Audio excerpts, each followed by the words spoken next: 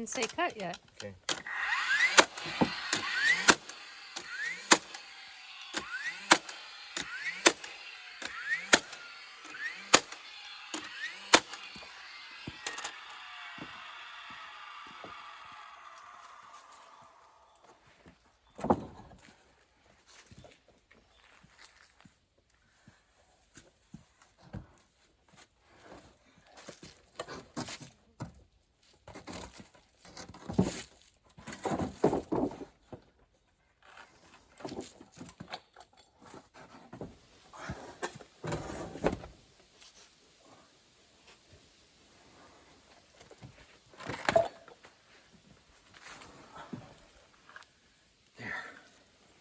You do anything with one person.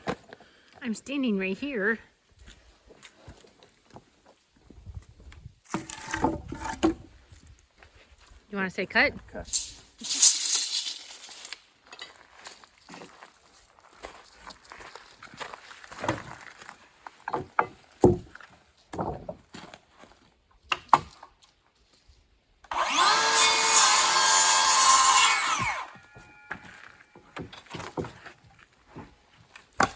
We got all these boards milled up, trying to dry them, but this isn't the best spot because we have so much leaf cover and doesn't get a ton of sun. And it's rained for the last week, but I just freshly cut these, and you can see how much, I don't know, mold or whatever gets on here. This is all nice wood, and now it's turned that blue. Not sure why it does that, but anyway, I really don't care. Once I get them up here and hanging, they'll dry out pretty quick, but it'll serve its purpose. So I'm doing a 2x6 bottom cord and a 2x8 top cord, I guess you'd say.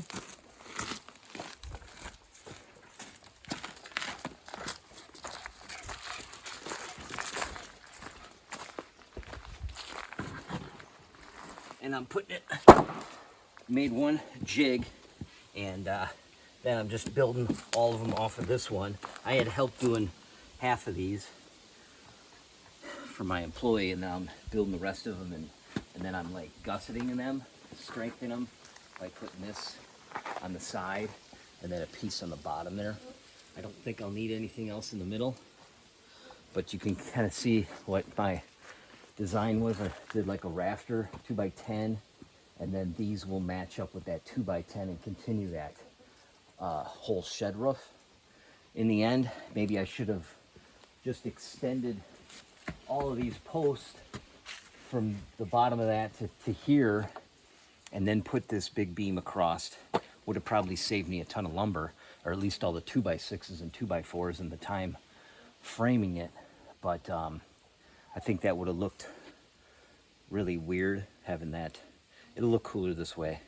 And also, it would have been very difficult getting this beam up there because it's 17 feet long. It is a 4x8 maple, and 2 people couldn't have picked it up, and it would have been really hard. So the tractor did this work, so I didn't have to get as long a posts and stuff. But anyway, that's what I came up with. So I got one standing up, but I'm gonna need help getting the rest up because actually flipping them by yourself is really difficult. And then I'll put purlings across all of this and do a metal shed roof. So this concrete part will be where the sawmill sits. You can easily level it, and the biggest thing I did that for was to clean it. Because if you had gravel and all that sawdust, it would have been a pain in the ass. Now I could take a blower and just blow it off. So the backside will be stacked lumber, like a drying area, and then I'm thinking an organized area, somehow organizing all of it so I can get at it and use it when I need it. And then it just happened that we have a back area too, where we can dry wood, or what's most likely going to happen is I'm going to have another part that comes off of the driveway through that little ditch area, cut these trees, and you'll drive through here around this little clump of trees and get to the back side of this and all the way around. Okay. So we got wood everywhere. That's why we're trying to get this done so we can consolidate all this stuff underneath the roof and get it done before it gets buried in snow.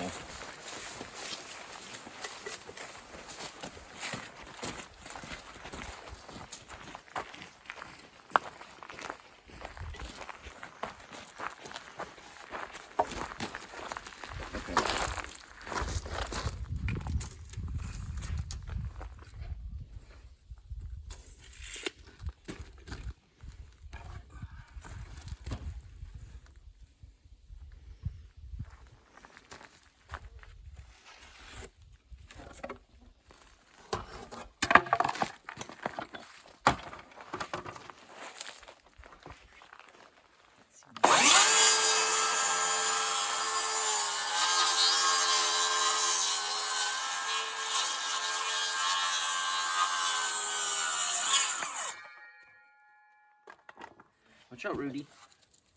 Now I'll put those gussets on. One down here and one up all the way along here. Flush with the face of it.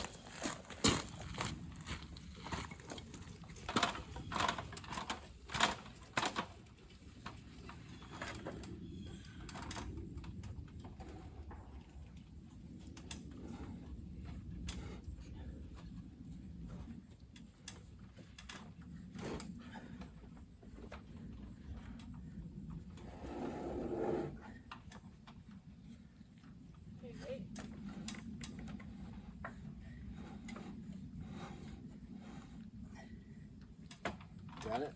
Yeah.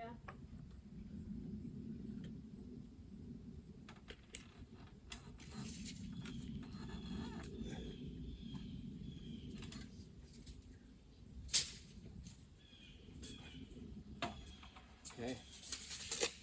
Go your way more. Does it seem like it? It's just hanging off a lot more on mine than normal. How's that? That's fine. It's just off by like half inch, maybe quarter. Okay. Got it? Yeah. All right, the next step is to square up the roof because none of the stuff I make is square.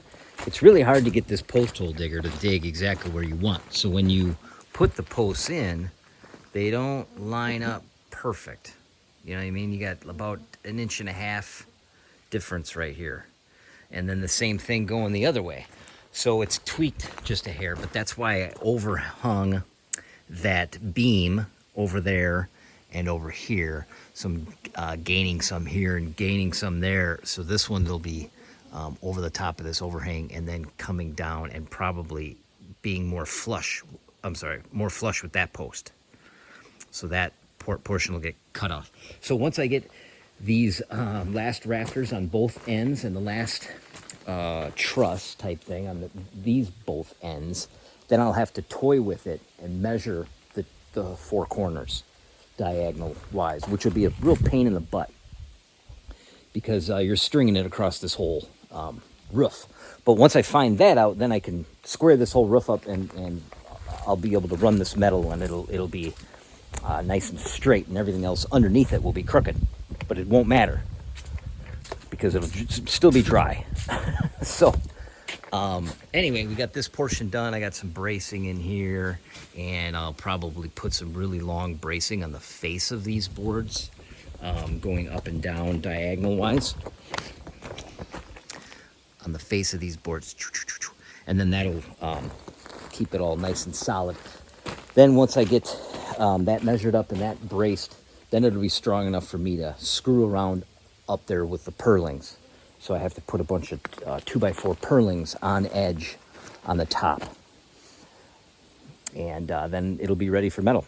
And then on the ends, I'm going to box in this face and that other side just to there. So that'll be all board and batten.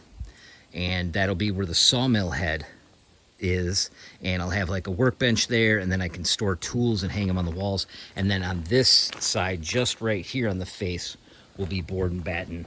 So on the back side, again, I can put like used saw blades on that wall, But this will be open because the trailer tongue will be there, so I'll have to pull it out and then back it around to take it out. So that's the plan. And then this will all be open, so the air will freely move through here on these two sections to help dry out the wood. Because if I box them in, I think it wouldn't serve much of a purpose, and it would just inhibit the airflow through there. Otherwise, it looks pretty good. It's pretty large building. And then I will board and batten just the tops, these sections right here, to make it look finished on both sides. And now that shed roof will come up and it'll drop down like that with a 2x4 after I cut all these up straight. And that way you have a 3-foot overhang, which is nice, almost 3-foot overhang, and the rain will all shed off the back and not onto your logs. Just a little bit of rain will shed, and snow. So everything will go off the backside. That was the other reason I did one big long shed roof. So, because I put quite a bit of thought on this. I looked at other people's sheds and stuff and tried to think about this. So I didn't want a bunch of snow obviously falling here where I'm bringing in the logs to load them on the mill. I don't care if snow falls off the back. There's a lot of different kinds of woods in this thing. I mean, the front beams are maple, and then all the posts are tamarack because they are more rot resistant. The maple was really strong to span that 17 feet. And then I have red pine in the middle because that's what I had on hand. That's 14 feet long, and then the back was ash beam. And then all of those are all hemlock. And this is red pine and maple. And there's even some white pine in there. Anyway, I find that interesting.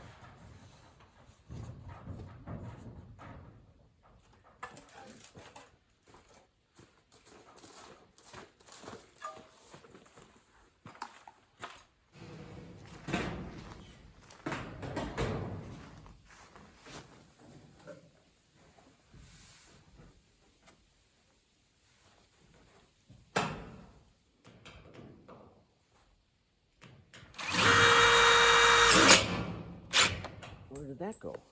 all the way through, it sounded like.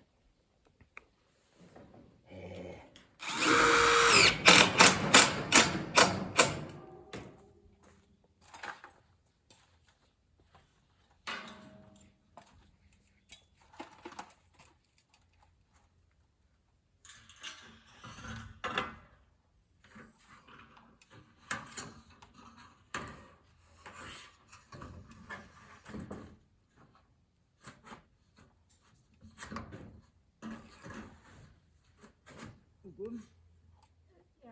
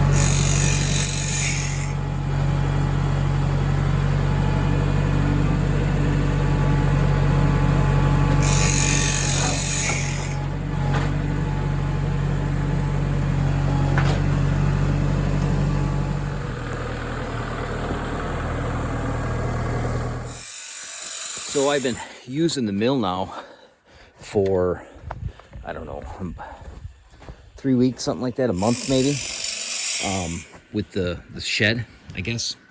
In here, it's worked really well. I haven't had a problem with the spacing. It's a little over 17. I think it's 17. A couple other finishing touches on it. I'm gonna come over here and do some board and batten on this little gable end here. I got a lot of boards drying here. But anyway, I'm gonna do board and batten, but then I'm gonna make like a door so I can still store stuff up there, but the snow doesn't fall in. I'm gonna put doors right here, just in this section, so again the snow doesn't blow in. And I made some racks from the sawmill. Came in these crates, so I made racks to store the offcuts, and then I just buck them up with my chainsaw and put them right into these totes, which works out pretty well. And I'm happy with the concrete. I can sweep that off and keep it clean a lot easier than gravel. The only thing I have to do is figure out this whole back part, because it's already a mess. I have a bunch of lumber already cut, and I got to come up with a better system of drying. So right now I'm drying material for another building, and also the board and batten I'm cutting for my garage that I'm building over there. So anyhow, so far so good. I keep my buckets of sawdust back here.